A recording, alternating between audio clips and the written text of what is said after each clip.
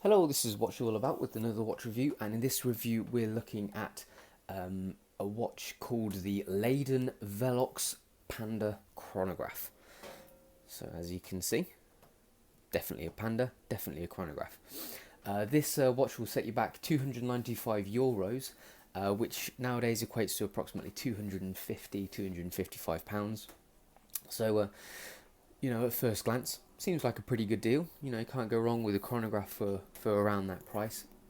So let's have a look at it in closer detail to see, if it is truly decent value for money. So let me strap it on as we discuss the specs. So we've mentioned the price already. What's the size? 42mm diameter, a height of 13.3mm, and a lug-to-lug length of 48.5. So 42mm diameter, that's proving to be an extremely popular size at the moment, especially for diving or sports style watches.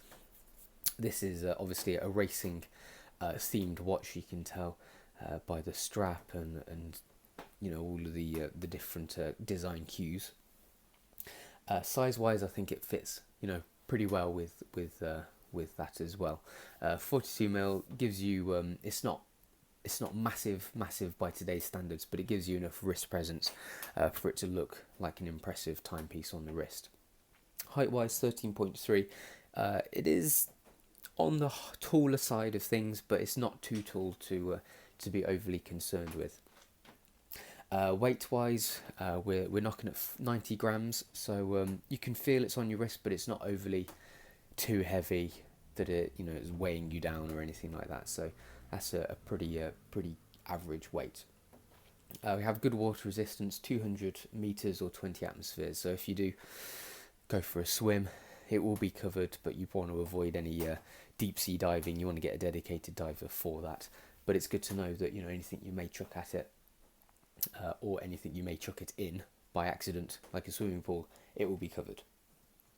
Our movement is the Seiko VK64, which is that very well used mecha quartz chronograph. So if I start the movement, you can see our running seconds hand ticks at 5 ticks per second. So the chronograph element of the watch is more mechanical, but the time part of the watch is all quartz, which is why it's called a mecha quartz. But this is a very popular movement at the moment with micro brands and Seiko themselves. They've got a number of watches that use this movement, so it's very reliable. And the other features are we have a 24-hour indicator at the subdial at 3, and then our 60-minute elapsed minutes basically is at 9 for the chronograph. Let me just take it off. The strap lug width is 22mm. That tapers down to 20mm at the buckle. 22mm, nice and thick. I think it matches the general size and feel and theme of the watch quite nicely. So they've got the ratio right. You have a 1-year warranty as well. So if anything should go wrong, you're covered for a year. Other features include the bezel insert is made of ceramic, so we have a nice glossy sheen to it. And I also really like the pump grip style pushers, which aren't necessarily a feature of such, but a nice design feature more than anything. So let's split it down into its separate elements, and we'll discuss it in further detail. So starting off with the dial then, obviously the name of it is Panda. I've mentioned it a few times already. It is a Panda style, so we have this nice white face and 2 black subdials staring at you like a couple of panda eyes basically. I really like it. I think it's quite striking. There's something about panda dials that everybody loves. Everybody just like goes, whoa, what is this? It looks so striking, it looks amazing. And it's the same with this Leyden Velox. I've had a number of people already mention it when I've been wearing it. They've just been impressed by it. It is something that catches your eye immediately. So that's that's always good to know with a new watch. we have these applied hour markers as well. So this is the one thing that I'm very disappointed with. The quality of the loom on the watch is pretty terrible, to be completely honest. It doesn't really charge and it doesn't last very long either. So that is the one thing that I would desperately want to see improved on this watch. It's the same on the hour markers as it is on the minute and second hands as well, and also these bezel inserts are I believe they're supposed to be loomed, but the loom is a bit too weak really for it to be properly tested, unfortunately. So that's the one key issue there. Printing, nice black on white and white on black, so keeping that contrast there, apart from this splash of colour, this 200 meters / 660 foot in red, and our seconds hand in red as well, and also our chronograph running seconds subdial hand in red as well, so that gives you a nice little splash of colour. It also follows through onto the strap as well, which is bringing through that sporting theme very nicely, racing theme. Our hands are pitched and like a thick sword style, which are well designed and well manufactured as well. Can't really knock them. Moving on to the case then. As I mentioned before, we have this bezel insert, which provides a really nice high gloss feel to the watch. Does get marks quite easily though. Not marks as in scratches, but finger marks, as you can see there, with like which is my fingers aren't oily; they're pretty regular, pretty standard oily, and as you can see, they're leaving a nice amount of markings there. So if I just give that a quick wipe, there we go. So just be aware of that. Our markings on the bezel insert are all they're drilled out of the insert itself and then filled with this paint, which is a really nice touch. When you look at it up close, you can see the attention to detail there. Our movement of the bezel, we have really good grip surrounding the outer edge, and then we have nice solid clicks.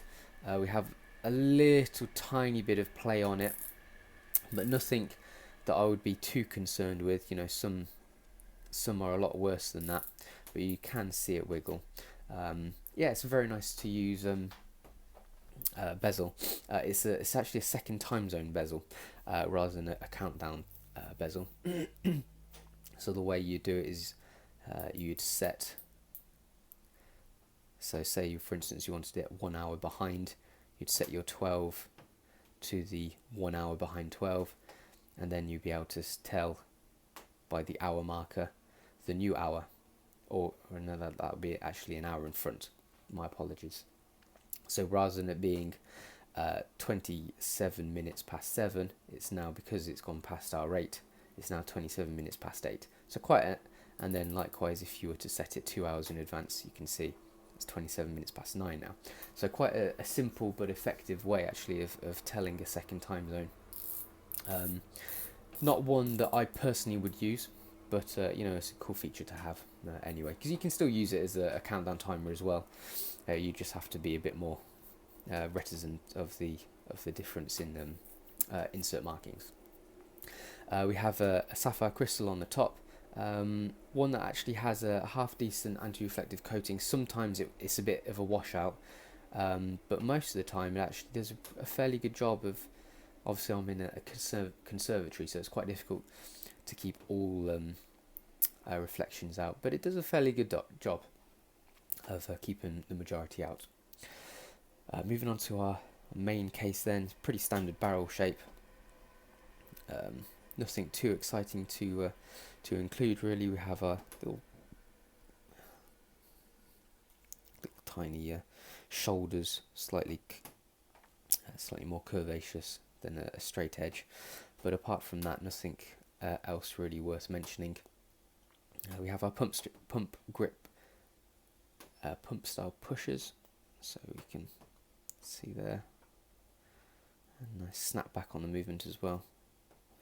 And then we have a screw-in crown with the Leyden Twin Keys logo, nice and deeply engraved on it, Has really good grip as well, so it's easy to use.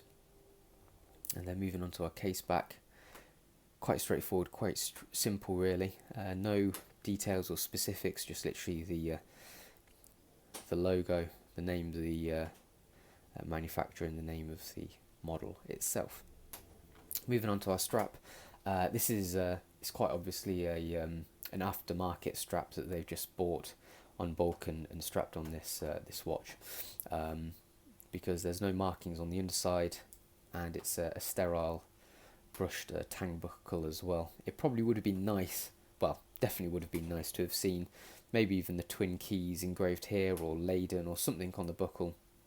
Would have been nice as well to see their logo strapped on the underside as well, but unfortunately that is not the case. Okay, so let's get the macro lens on and have a look at it in closer detail. Just give it a quick wipe. So starting off with get the second hand going, the logo,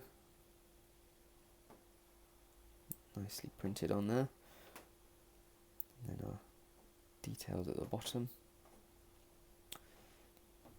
Our subdials have a very subtle, as you can see, concentric circular pattern, which you literally can't see to the naked eye at all. And we have our hands here.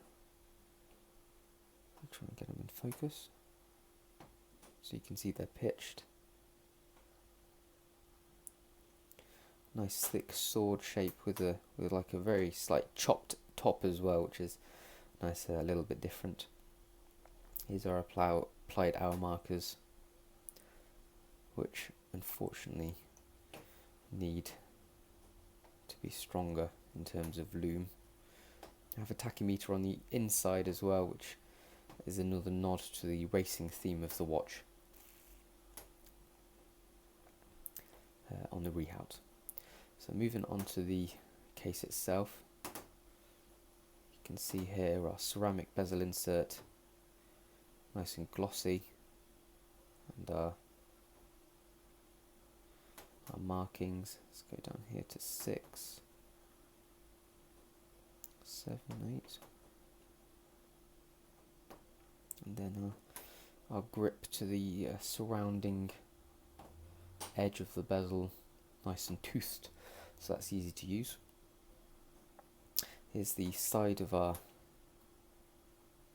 case and our lug, so it's all brushed.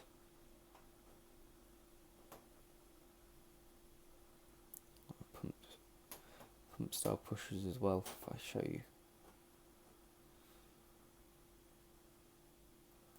There we go.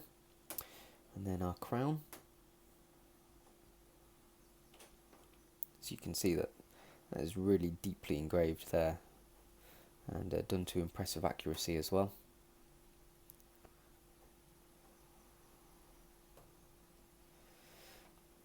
So this is the other side, just with nothing on it really, just plain brushed finish. So moving on to the case back, you can see our logo and model and manufacturer names.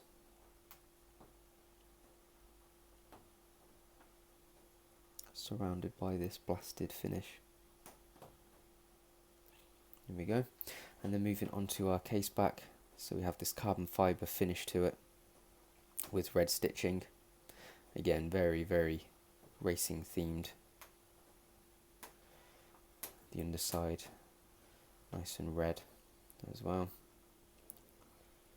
And then moving on to there's our keeper loops.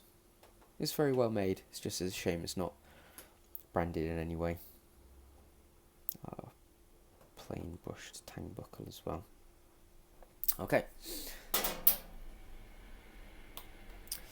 So this Leyden Velox Panda Chronograph, I think for the price it's actually a really good buy. You know, it's quite difficult finding decent high spec chronograph movements with this kind of movement, the VK64, which are racing themed. So I think they've got quite a decent little niche market, there is MHD watches, but they're more or less around the same price. They're about £300, so in fact they're more expensive than these. So I think they've hit the nail on the head really. They've got a really solid, well built watch, one that's well put together, with decent specs, and in a style that, you know, there is a small gap for it actually as well. So you know, if you're one of those people who are on the lookout for one of these kind of watches, then I think it would be a very good option for you.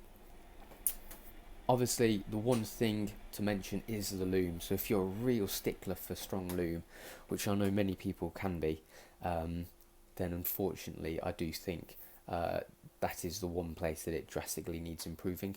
Apart from that, everything else very good. You know, the specs very good, including the use of a ceramic bezel. That's always a nice little addition because it gives you a little sense of that extra quality.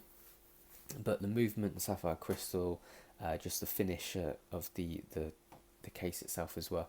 It's all very, very good, well put together. So yeah, I do really like it, and I think they've got a great watch here for the price. So this was the Leyden Velox Panda Chronograph, and that's what it's all about.